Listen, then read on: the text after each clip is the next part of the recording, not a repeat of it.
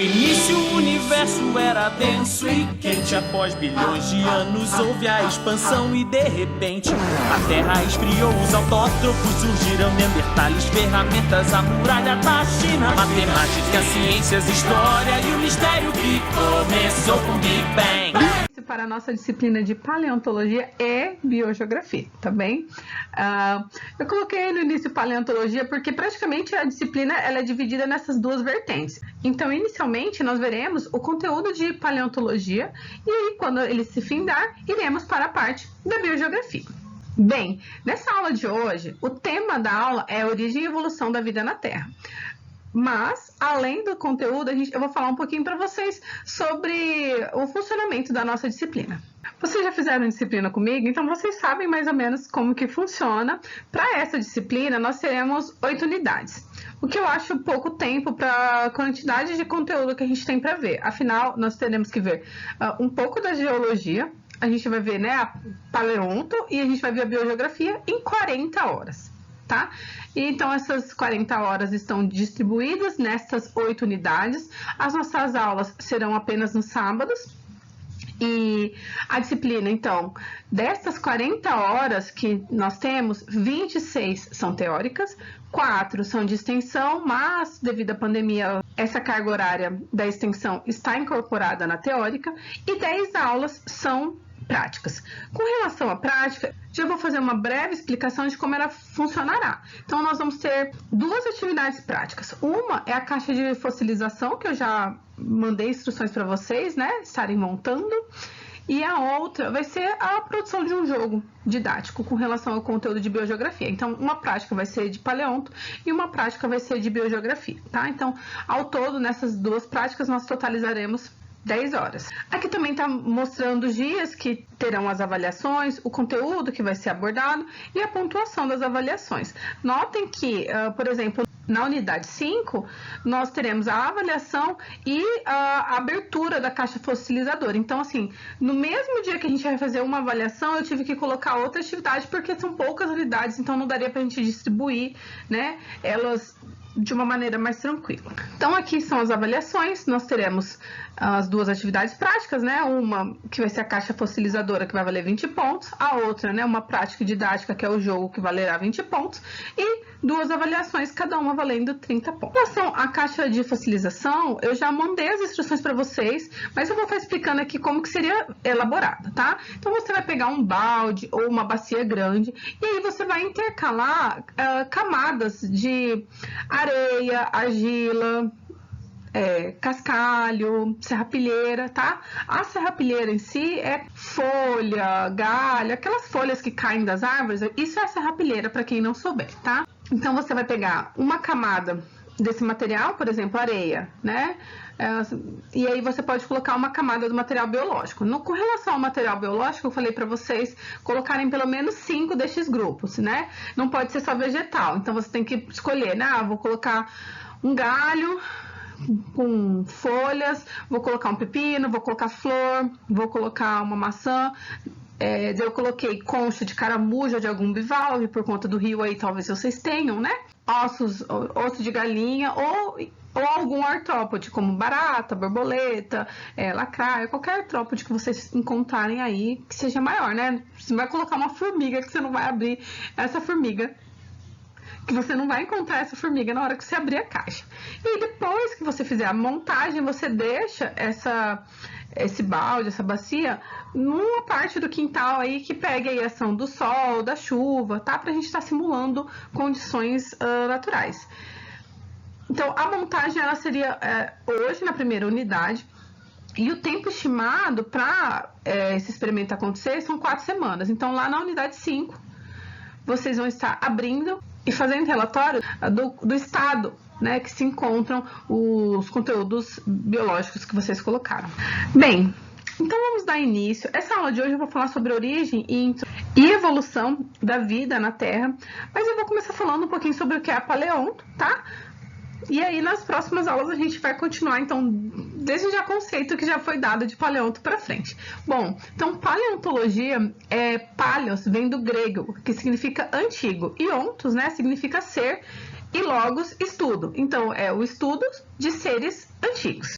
A paleontologia, ela é a ciência que estuda a vida do passado na Terra e o seu desenvolvimento ao longo do tempo geológico, bem como os processos de interação da informação biológica no registro geológico.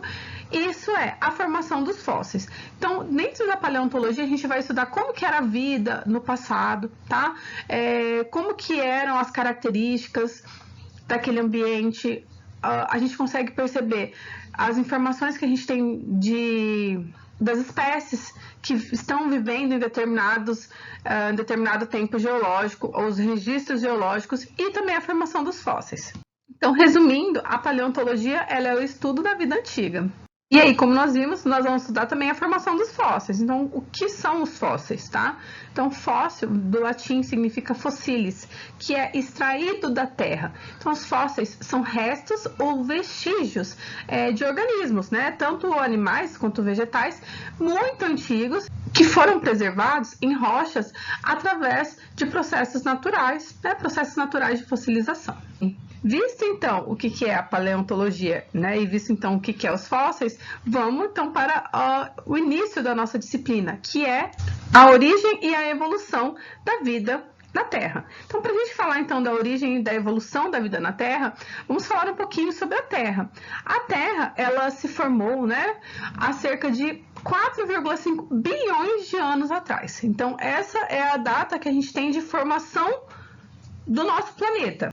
E as primeiras evidências dos seres vivos em eras geológicas, elas datam 3,5 bilhões de anos. Ou seja, então desde o início da formação da Terra até o início do primeiro registro que a gente tem de seres vivos, tem aí o decorrer de 1 bilhão de anos, que foi um bilhão de anos que ocorreu modificações na Terra e permitiu, então, a formação dos seres vivos.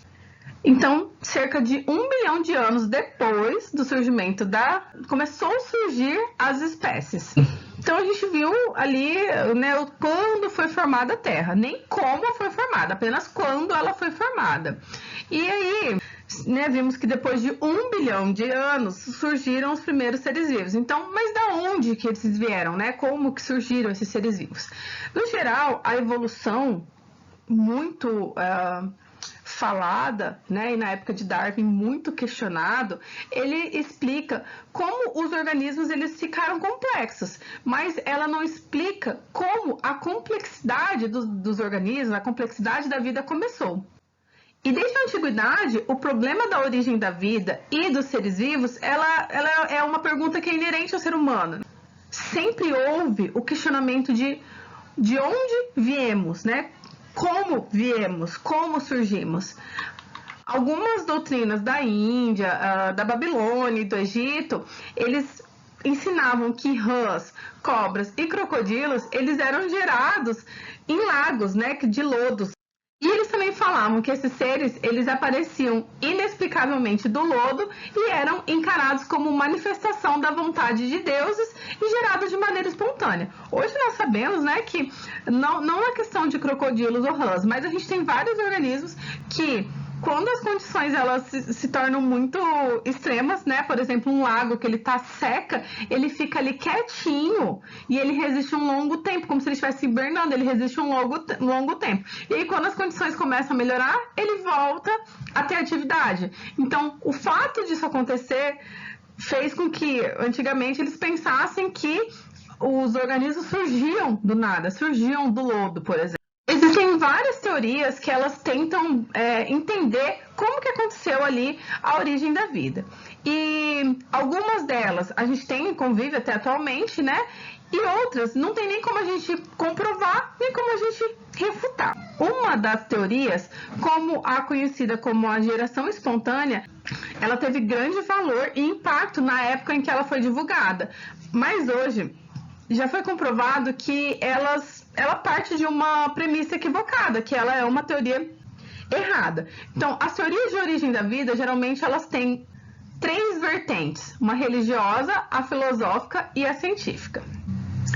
Bom, então vamos começar a falar por uma das primeiras teorias criadas, que é a teoria da abiogênese. Essa teoria ela foi criada por Aristóteles E a biogênese, ela significa A é de negação, né? Bio, vida, e gênese é de formação. Essa teoria, ela fala que todos os seres vivos se originavam espontaneamente da matéria bruta, e Aristóteles, ele dizia que os seres vivos surgem espontaneamente da matéria bruta. Então, ele acreditava que tinha um princípio ativo ou um princípio vital, né, que teria capacidade de transformar a matéria bruta em ser vivo. Essa teoria da abiogênese, ela também é conhecida como a teoria da geração espontânea, né? Em que a vida, ela surge a partir do nada. Hoje, a gente sabe que a vida, ela surge a partir da vida pré-existente. Mas a geração espontânea, então, fala que a vida, ela surge a partir do nada. Que, de acordo com essa teoria, existem dois princípios. Um passivo, que é a matéria, e o outro ativo, que é a forma.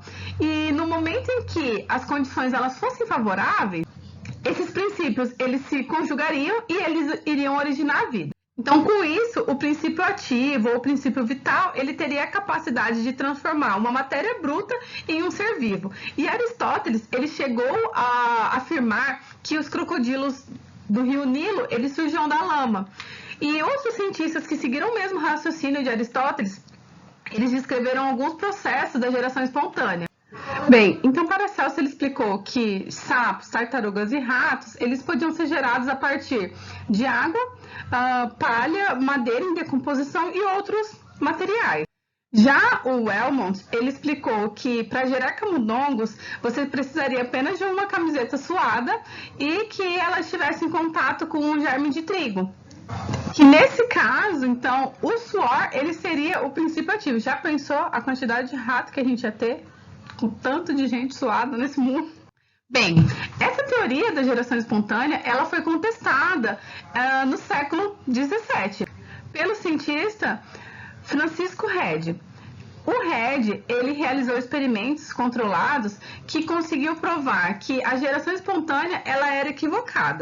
Bom, então até esse momento acreditava-se na geração, né, espontânea, acreditava-se na biogênese, que a vida ela surgia a partir de princípio ativo, de algumas matérias ali, do princípio vital. Já o Redi chegou e falou assim, não, gente, espera aí, eu vou fazer um experimento para vocês. E o experimento que o Redi fez, ele combateu a ideia de Aristóteles. O que ele fez? Ele pegou 3 pedaços de carne e colocou esses pedaços de carne em potes de vidro. Um pote ele deixou com a tampa totalmente aberta, no outro ele tampou, né, totalmente, e em outro ele colocou gases por cima, fazendo ali uma leve vedação. Depois de montar o experimento, o que ele observou, né? Que após alguns dias existiam vermes, né? Larvas de moscas, e que essas larvas elas apareciam apenas no frasco que estava aberto, que não tinha tampa. E com isso foi provado que os insetos eles eram atraídos pela carne em decomposição e que eles não surgiam ali do nada, né? Então foi provado que os insetos eles eram atraídos pela carne em decomposição, e isso fortaleceu então o que foi chamado da teoria da biogênese, que a vida ela só surge a partir de uma vida pré-existente. Bem, depois de Redi, a gente teve ainda o Needham e o Spallanzani. O Needham, ele fez um experimento, né, na qual ele pegou ali um caldo de carne, ele submetia à fervura frascos que continham substâncias nutritivas, e após a fervura e deixava ali em repouso por alguns dias, e depois ele examinou no microscópio e ele observou o quê? Pequenos micro-organismos. E aí ele disse que os micro-organismos então teriam surgido pela geração espontânea, porque ele ferveu aquilo, né, aquele caldo nutritivo, e observou ali micro-organismos no microscópio. Ele disse que os micro-organismos eles teriam surgido, então, pela geração espontânea, e que a solução nutritiva que tinha ali no caldo, né, ele era a força vital que favorecia o surgimento da vida. Após um tempo, né, o Spallanzani, ele repetiu o experimento de Needham, mas ele fez algumas modificações, e com isso ele obteve resultados diferentes. O Needham, ele respondeu que ao ferver por muito tempo, né, a força vital ela era destruída. O Spallanzani, ele não conseguiu explicar direito o fato de que ferver por muito tempo destruía essa força vital. E então o fato dele não conseguir explicar isso muito bem fortaleceu a teoria da biogênese. Mas depois de um tempo ali, nós tivemos, graças a Deus, o Louis Pasteur, que por volta de 1860, ele conseguiu provar definitivamente que os seres vivos, eles originavam de outros seres vivos. E ele realizou o experimento com balões do tipo pescoço de cisne, que nem a gente está observando nessa imagem aqui, que é um vidro que tem um longo pescoço, tá? E por isso que é chamado de pescoço de cisne. Ele tem também essa volta, um pescoço em forma de S. Bem, então, como que o Pasteur, ele resolveu essa polêmica da origem dos micro-organismos? Ele resolveu isso fazendo um experimento, graças a Deus, está utilizado muito até hoje. Então, ele fez um experimento com frascos com o pescoço de cisne. Ele pegou o caldo nutritivo, colocou em um frasco e aí ele foi no fogo e ele ficou esticando e encurvando ali esse vidro para formar esse pescoço de cisne. Naquela época não tinha ali esse equipamento com esse pescoço todo, então ele fez essa estrutura. Depois que ele fez essa estrutura, esse pescoço de cisne, ele começou a ferver o caldo. E aí o vapor ele saía ali pela extremidade do gargalo. À medida que esfriava, o ar ele penetrava pelo gargalo, mas as partículas ficavam retidas nas paredes do gargalo, né, que estava ali em forma de pescoço. Nenhum dos frascos se contaminou, até porque ele não fez em um único frasco. Então ele percebeu que quando ele colocava o caldo, esticava o vidro, ele aquecia, esticava e formava esse pescoço ali e fervia, não aparecia nenhum micro-organismo. Então não tinha nada que surgia após a fervura daquele caldo.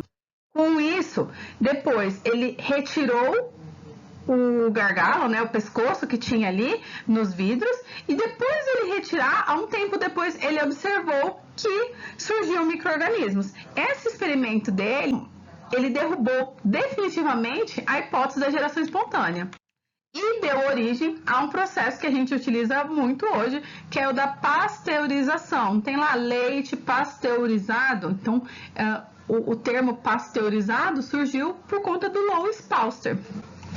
Bom, Darwin, ele causou todo esse incômodo quando ele publicou o seu livro A Origem das Espécies. E no livro ele fala, né, que as espécies elas se originam por meio da seleção natural ou pela preservação das raças favorecidas pela luta pela vida. Darwin, apesar de ter causado esse grande incômodo ali, principalmente na religião, né, nas pessoas religiosas, ele explica muito bem como a seleção natural atua, mas ele em momento algum do livro dele, das palestras, ele explicou como surgiam as espécies. Ele apenas falou, olha, o mais apto, ele vai sobreviver, e isso é seleção natural. Ele não falou como que as espécies elas surgiam no ambiente. E aí então vamos falar das 3 hipóteses que são mais faladas, né, mais comentadas hoje, que é a primeira, a hipótese da criação divina, né, ou do criacionismo, ou também chamado de fixismo. Essa hipótese ela fala que Deus, ele criou o universo e a vida, né? Então, lá na Bíblia tem a passagem que vai falar, né, no primeiro dia o que Deus criou, no segundo dia, no terceiro dia, e graças a Deus no 7º dia ele descansou, tá? Então, essa é uma das hipóteses mais antigas que é conhecida. Essa hipótese, a gente não consegue nem comprovar ela, nem tampouco refutar. Porque se a gente não consegue fazer um experimento, se a gente não... a gente só consegue refutar aquilo que a gente consegue fazer experimento. E quando a gente trata de qualquer coisa, se tratando de milagre, de Deus, né, qualquer coisa ligada à religião, a gente não consegue, muitas vezes, fazer experimentos para refutar. Então, são coisas tratadas com fé, né? Então, a gente não consegue refutar isso. As ideias criacionistas, elas originalmente surgiram junto com uma outra linha de raciocínio, que é chamado do fixismo. Então, nessa linha de raciocínio, ela pensa assim, que Deus criou o universo e a vida, né? Criou tudo, e tudo é perfeito, e tudo é do jeito que Deus criou. Então, as espécies que a gente tem hoje, elas foram criadas lá por Deus, né? Todas as espécies que a gente tem. A gente não tem espécies que surgiram, não tem o aparecimento de novas espécies, não. Por quê? Porque o que a gente tem hoje, tudo foi criado por Deus. Então, não muda, por isso que é chamado de fixismo. Então, o cenário que a gente tem atualmente, na qual a gente sabe, por exemplo, que a gente tem subespécies, que são espécies que estão passando pelo processo de especiação, né? E daqui a alguns milhares de anos aí vão se tornar espécies diferentes, não existe no fixismo. Então, as espécies, elas são hoje como Deus criou lá no início. Então, não tem evolução, não tem alteração na criação de Deus. A segunda teoria, para mim, ela é a mais louca, respeito muito bem quem acredita, mas ela é a mais fora da minha casinha, né? É a panspermia cósmica, ou também chamada de hipótese extraterrestre.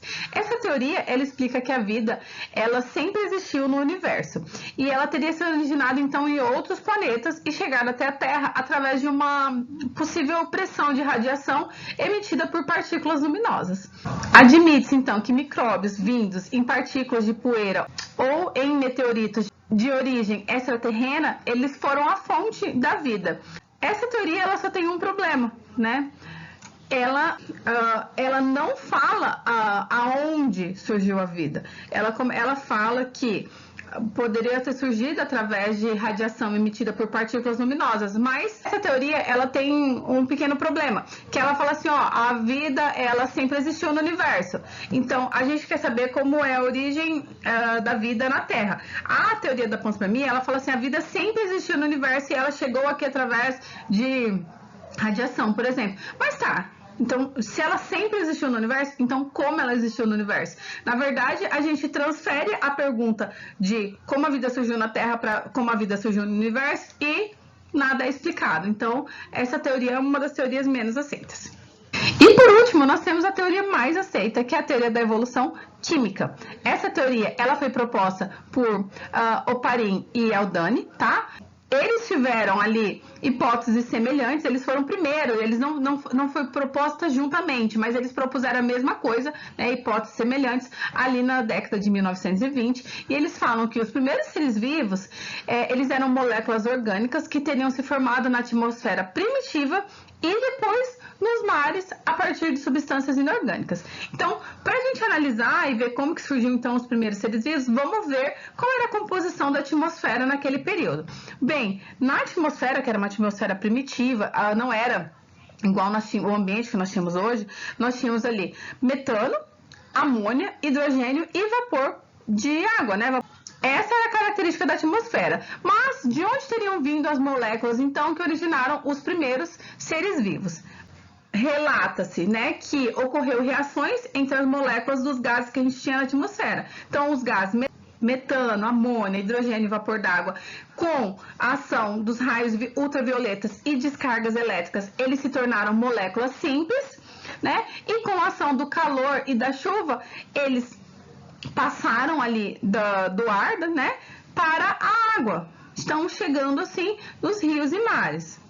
Então, aqui seria mais ou menos como que seria esse ambiente da Terra primitiva. Notem que a gente não tem espécies, né? A gente não tem seres vivos, não temos plantas, não temos nada. E aqui seria um esquema da teoria ali do Oparin. Então, a gente tem aqui, o vapor d'água, amônia, o metano, e com as ações de raios ultravioletas e descargas elétricas, essas moléculas, elas se tornariam moléculas orgânicas simples e atingiriam a água. Bom, então agora a gente vai ver o que acontece depois que essas moléculas elas chegam na água. Quando essas moléculas elas chegaram na água, então, elas passaram a se aglomerar, formando proteínas. Então, depois que essas moléculas chegaram na água, elas formaram o que é chamado de coacervados de Oparin. O que são os coacervados? São aglomerados de proteínas que se formaram espontaneamente em solução aquosa, né, na água, e com certo grau de salinidade. Então, nós tínhamos as proteínas, essas proteínas elas se juntaram e em volta dela aqui a gente tem uma camada de água. E aqui a gente já tem ali uma estrutura do coacervado, que são as proteínas, a água envolvida envolvidos aqui por uma membrana. Então, esse seria o coacervado. Esse seria ali a explicação do primeiro ser vivo, né? Que é um ser que vai ter ali características orgânicas. Bem, essa teoria da atmosfera primitiva criada por Oparin, ele não teve condições para provar ali a sua hipótese.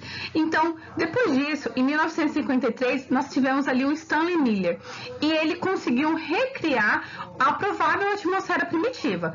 E com isso ele conseguiu comprovar ali a teoria de Oparin. O que ele fez? Ele misturou o metano, a amônia, o hidrogênio e a água, e ele submeteu então esses gases a descargas elétricas, né, simulando raios durante uma semana. E depois de um tempo, então, ele encontrou aminoácidos no líquido.